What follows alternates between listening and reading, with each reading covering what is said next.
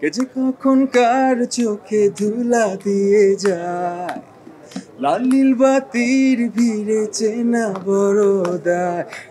অঙ্গ ভরা এ সময়, অঙ্গ ভরা অভিনয়, মুখোশে ঢাকা হাসিতে সাজে বোকা। সবাইকে ঈদ মোবারক। এটা আমাদের 23-এ শুরু হয়। মিঠু ভাই অ্যাজ এ ডিরেক্টর অ্যাপ্রোচ করে।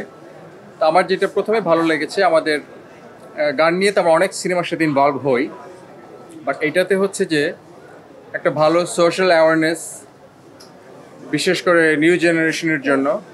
তো পুরো গল্পটা শোনার পরে আমার কাছে মনে হলো যে মিঠু ভাই বললো, বালম ভাই আপনাকে কী গান বানাবেন ওইটা করার আগে আমি গল্পটা আগে বলি আপনার। তাহলে তখন গল্পটা শুনে আমার কাছে আসলেই মনে হলো এটা একটা, যেহেতু এন্টারটেনমেন্ট আসলে সব জায়গায় হচ্ছে, বাট মাঝে মাঝে আমরা হয়তো যদি এরকম এন্টারটেনমেন্টের মধ্যেও যদি আমরা কোনো একটা সোশ্যাল মেসেজ দিতে পারি, ওইটা আসলে অনেক সিগনিফিকেন্ট হয়।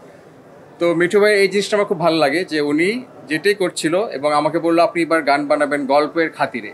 মানে আমরা র্যান্ডম কোনো একটা গান আপনার জন্য, আপনার কাছে চাই না যে এটার জন্য একটা গান দিয়ে দেন। তো গল্পটা শুনে আমার তখন মনে হয় যে না, আমি অলমোস্ট ঢুকে গিয়েছিলাম।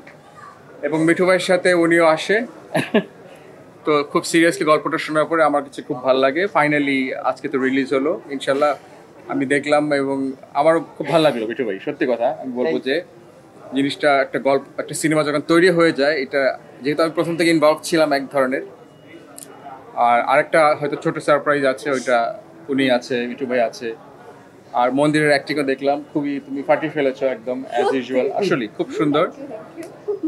আর আরফিন শুভর কথা কি বলবো, সে তো অলরেডি খুবই ভালো একজন অ্যাক্টর। আমার বিশ্বাস সবাই এটাকে এনজয় করবে এবং যে মেসেজটা নিয়ে আমরা করেছি ওইটা পৌঁছাবে জায়গা মতো। এই ধরনের ছবি বিশেষ করে ইয়াংদের যারা সোশ্যাল মিডিয়া নিয়ে খুবই বেশি ইনভলভ, বেশি কি বলবো আমি অ্যাডিক্টেড, তাদেরও এটা দেখা উচিত। এবং যারা আমরা এটা নেগেটিভ সোশ্যাল মিডিয়ার এগেইনস্টে, তাদেরও দেখা উচিত, কারণ এটার একটা সত্যিকার অর্থে একটা সিগনিফিকেন্স আছে আসলে। আশা করি সবাই দেখবেন ছবিটা।